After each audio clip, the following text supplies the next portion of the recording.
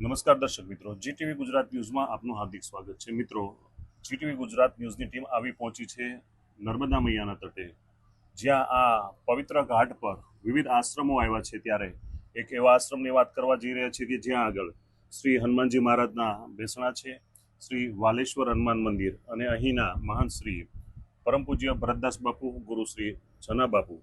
ત્યારે આજના આ પાવન દિવસ નિમિત્તે અહીં નર્મદા મૈયા ચુંદડી મહોત્સવનું આયોજન કરવામાં આવી રહ્યું છે.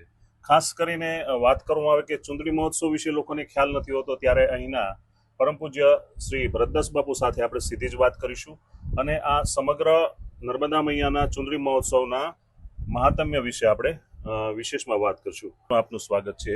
આપ બાપુ, ચુંદડી મહોત્સવનું આયોજન કરવામાં આવે છે, તો એ બાબતમાં થોડી વિસ્તૃત માહિતી આપશું. બોલો વાલેશ્વર હનુમાનજી મહારાજની જય, નર્મદા મૈયાની જય. અમારે આ વાલેશ્વર હનુમાનજી દાદાનો ચોથો પાઠ ઉત્સવ તેમજ નર્મદા મૈયાનો આ 16મો સુંદરી મહોત્સવ છે. નર્મદા મૈયાની સુંદરી મહોત્સવ એટલે કરવામાં આવે છે કે માતાજી છે એ જાગૃત છે. જેમ ગંગા મૈયા, યમુના મૈયા, નર્મદા મૈયા, આ કોઈ નદી નથી, એક સાક્ષાત માતાજી છે, એ જાગૃત છે. તો માતાજીનો આ સુંદરી મહોત્સવ એક હિન્દુ સનાતન સંસ્કૃતિને જાળવી રાખવા અને આગલી પેઢીને આ લક્ષ્ય મળે કે આપણા દેવી દેવતાઓ ભગવાન બધા છે હયાત, એની માટે અમે આ કાર્યક્રમ કરીએ છીએ. ભક્તોમાં ભાવ વધે, શ્રદ્ધા વધે, અહીંયા આવે, માતાજીમાં સ્નાન કરે, પ્રસાદ લે અને પોતાને જીવન ધન્ય કરે. એ માટે આ બધું અમે આયોજન કરતા હોઈએ છીએ. એમ જ અમારે દાદા છે વાલેશ્વર દાદા, એને અમે એની ઉપર શ્રદ્ધા વિશ્વાસ, અમારી ભક્તિ પણ વધે, આવેલા ભક્તોની પણ ભક્તિ વધે અને ભગવાન હવને કાર્યો એના દુઃખમાં સુખમાં ભગવાન એને શ્રદ્ધા વિશ્વાસ અને સહન કરવાની શક્તિ આપે. એ માટે આ બધા કાર્ય કરતા હોય છે અને ભક્તો આવે છે.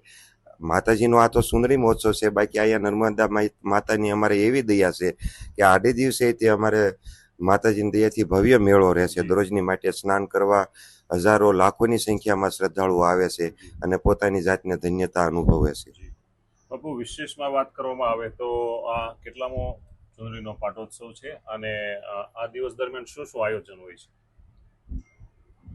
આ અમારે નર્મદા માતાનો આ 16મો સુંદરી મહોત્સવ છે અને આજ અમારે વાલેશ્વર દાદાનો પાઠ ઉત્સવ છે. દાદાને અમારે મંદિરની પ્રતિષ્ઠા થઈ અને આજ 4થું વર્ષ છે. ગામ ધુવાડા બંધ સાથે સુરતથી, અમદાવાદથી જે ભક્તો પધાર્યા હોય એને ભોજન, પ્રસાદ અને ભજનનો કાર્યક્રમ રાત્રિ દરમિયાન સંતવાણીનો કાર્યક્રમ હોય છે. તો એમાં અમારા બાપુઓ તે બધા ભજન ગાય છે અને કલાકારો આવે તો એ લાભ લે છે. આ આવી અમારે આખા દિવસનું નિત્ય કાર્યક્રમ હોય.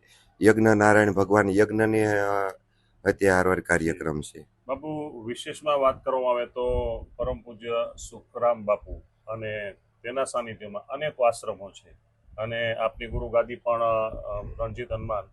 તો આજે સૌરાષ્ટ્રના વિસ્તારથી આ નર્મદા મૈયા સુધીનું આપનું અહીંયાનું આગમન કેવી રીતે થયું? આપને ક્યાંથી એ પ્રેરણા મળી?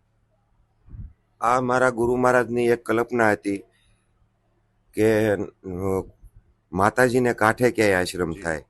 તો મારા ગુરુ મહારાજની કલ્પનાથી અહીંયા અમારો આ આશ્રમ ઊભો થયો છે અને મારા ગુરુ મહારાજ મારી હારે અહીંયા 6 મહિના હારે રહી અને આ આશ્રમ આખો ઊભો કરાવવામાં અને અત્યાર સુધી જે આ અમારે આ આશ્રમ થયો છે એના 18મું આ વર્ષ છે. પણ બાપુ મારી સાથે બધા સારા પ્રસંગો હોય કે સુખ દુઃખમાં બધી રીતે મારી હારે ઊભા હોય. મારા ગુરુ મહારાજની પૂર્ણ કૃપા છે મારી ઉપર.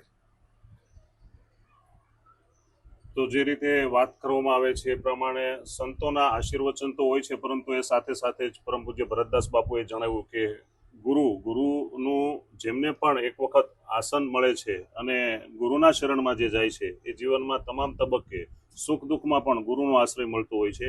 બાપુ, અંતમાં જે રીતે અહીં તમામ સુરત, અમદાવાદ, સૌરાષ્ટ્રમાંથી સેવકો આવ્યા છે, આપના દ્વારા અવારનવાર સુરતમાં પણ ભજન, અને વિશેષમાં હું જણાવી દઈશ કે બાપુ પણ ખૂબ સારા એવા ભજન પણ ગાય છે. એટલે કહી શકીએ કે આજના આ પાવન દિવસે ભજન, ભોજન અને અહીં સંત દર્શનનો ત્રિવેણી સંગમ છે. એ સાથે સાથે ચોથું છોગું ઉમેરીએ તો માં નર્મદા મૈયાના અહીંથી દર્શનનો પણ સાનિધ્ય પ્રાપ્ત થાય છે. ત્યારે બાપુ, આજના દિવસે તમે તમામ સેવકગણોને શું સંદેશ આપશો, શું ઉપદેશ આપશો? સેવગણ ભક્તગણોને ખાસ એ જ કહેવાનું કે આ કાર્યક્રમો સાધુ સંતો શું કામ કરતા હોય છે કે એક સમૂહ જી સાથે રહે, આવે, દર્શન કરે, પ્રસાદનો લાભ લે, જે અહીંયા જે કાર્યક્રમો થતા હોય ધાર્મિક, એમાં પોતે સહભાગી બને, તો એને ખબર પડે કે આપણી હિન્દુ સંસ્કૃતિ, સનાતન સંસ્કૃતિ શું છે, જી અને એ નભી રહે અને ટકી રહે. એ માટે યજ્ઞ, ભોજન, નકર તો અત્યારે જોઈએ છે બધે ભોજન પ્રસાદ એ વેસાતો હાલતો હોય જી છે. બિલકુલ. તો વેસાતો હાલતો હોય તો એનાથી આપણી આ સંસ્કૃતિ, સનાતન સંસ્કૃતિનો નાશ પામે છે. જે આશ્રમનો, જી આશ્રમ એક વર્ગ છે કે આશ્રમમાં જઈને માણસ શું શીખે, જી તો આશ્રમમાં જાય તો માણસ એક કે પોતાને એક પ્રસાદ લે જી તો એના સારા વિચારો આવે, જી પછી જાતે સેવા કરે. જી પંડે એ વેસાતું હોય ને પંડે સેવા ન કરવાની એટલે જાતે અનુભૂતિ ન થાય. જી બિલકુલ.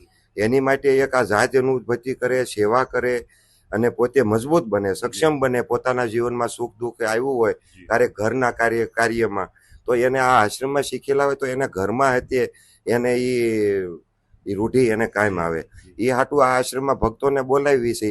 ભક્તો એમ તો હજારો માણસ હોય આશ્રમમાં આવતા જતા હોય, પણ એમ એ એક વ્યક્તિનું જોતા હોય કે અમારે ત્યાં કોઈ એવા મહાપુરુષો આવી જાય જી કે પછી ભગવાનના આવી જાય, અને તો કેને કે ભક્તોનું તો જીવન ધન્ય થાય. જી હારે હારે એમ અમારી મુક્તિનું આ ગોતતા હોય.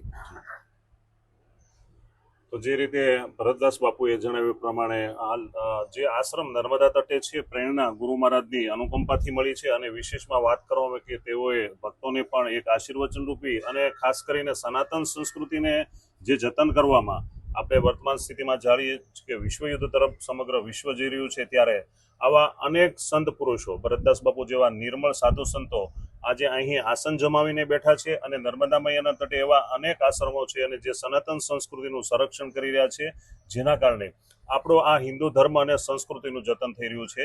ત્યારે વાલેશ્વર હનુમાન મંદિરના આશ્રમ સાથે સાથે આજના તમામ કાર્યક્રમોને પણ આપ નિહાળશો.